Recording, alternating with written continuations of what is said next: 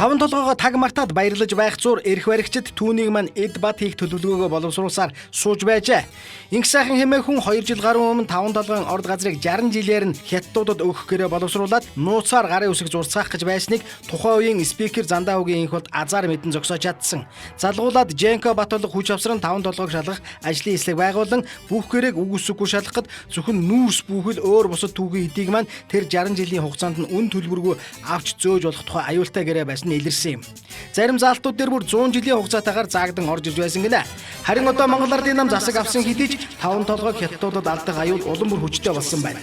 Ардчилсан намын дарга инх болдын мэдээснээр таван толгой одоо яригдж буй гэрээний хувилбар нь инх сайхан хэмээх урагчийн хийж байснаас бүр хаа хамаагүй дорцсон байна гэнэ. 60-аас 100 жилээр өгөх гэж байснаас 7 дор гэрээг бэлдэж байна гэхээр чухам ямар гээчин аимшигтай гэрээ байж болох вэ? Таван толгой өөрийнхнөөс 300 жил гэж яригддаг. Тэгэхээр бараг тэрэнд нь л тулгсан бай таарах гад байна. Энэхүү гэрээг зүтгүүлж буй этгээдүүд нь уршигт энержи ресурсыг гэдгийг бид мэдцгээсэн.